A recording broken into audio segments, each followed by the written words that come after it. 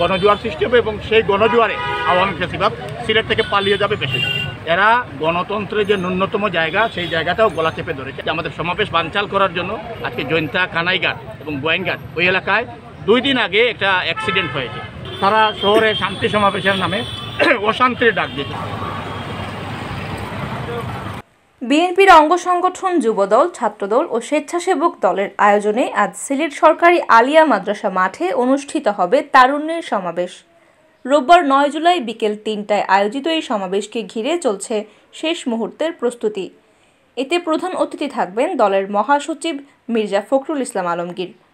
রোববার সকালে সরেজমিন আলিয়া মাদ্রাসা মাঠে গিয়ে দেখা যায় ট্রাক দিয়ে বালু ফেলে সমাবেশে আগতদের দাঁড়ানোর জন্য মাঠ প্রস্তুত করা হচ্ছে।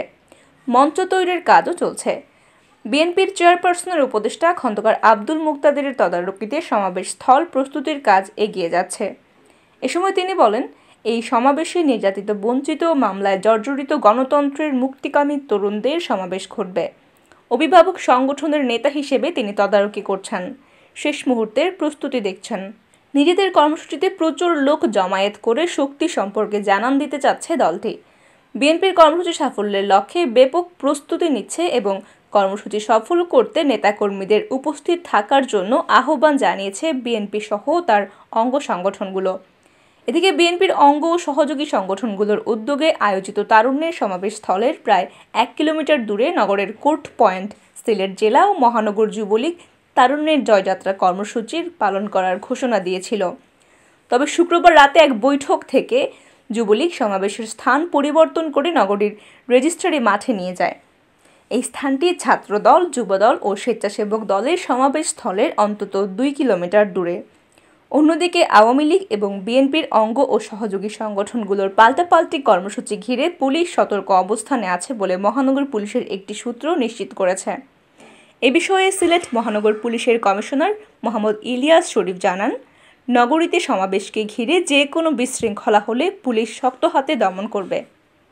4 দিন আগে আমাদেরকে বলা হতো, তাইলে আমরা মাঠটা সমাবেশের জন্য উপযুক্ত করতে পারতাম, মঞ্চ বানাতে পারতাম।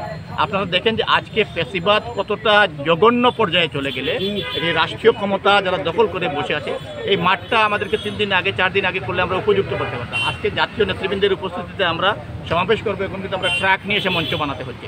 অথচ 3 দিন আগ থেকে যদি আমরা এই কাজটা করতে পারতাম, তাহলে আমাদের মঞ্চ নির্মাণ করা সহজ হতো, মাঠটা আমরা মাটি ভরাট করতে পারতাম। আমরা বিকল্প হিসাবে বলেছিলাম যে যেহেতু মাঠে মেলা, কৃষি মেলা, আমরা ঠিক আছে মেলার আমরা সমস্যা করতে চাই না, মাঠে যেহেতু কাদা, ঠিক আছে আমরা রিকাই বাজার পয়েন্টে আমরা তাৎক্ষণিক ট্রাক দিয়ে আমরা সমাবেশ করেছিলাম। আমাদেরকে সেই সুযোগটাও দেওয়া হলো না।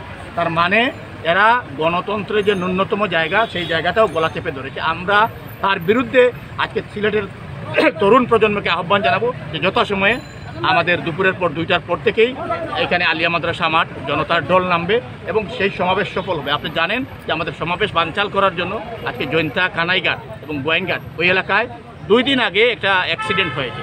অ্যাক্সিডেন্ট হলে তাৎক্ষণিকভাবে রাস্তা অবরোধ করা হয় অথবা পরের দিন ধর্মঘট ডাকা হয়। আওয়ামী লীগের নেতা কামাল, ওইখানকার চেয়ারম্যান, আজকে ওই এলাকার পুরো রাস্তাঘাট বন্ধ করে দিয়েছে যাতে আমাদের বাসগুলো না আসতে পারে। এখন গোয়েনঘাট রাস্তা বন্ধ, জৈন্তার রাস্তা বন্ধ, কানাইঘাটের রাস্তা বন্ধ। তারা প্রতিবন্ধকতা সৃষ্টি করছে। তারা শহরে শান্তি সমাবেশের নামে অশান্তির ডাক দিয়েছে। সকল অশান্তি এবং সকল বাধা বিপত্তি উপেক্ষা করে ইনশাআল্লাহ 2টা থেকে 2:30টার মধ্যে এই আলিয়া মাদ্রাসা মাঠ তারুণ্যের গণজোয়ার সৃষ্টি হবে, সিলেটের রাজপথে গণজোয়ার সৃষ্টি হবে এবং সেই গণজোয়ারে আওয়ামী ফ্যাসিবাদ সিলেট থেকে পালিয়ে যাবে বেশি।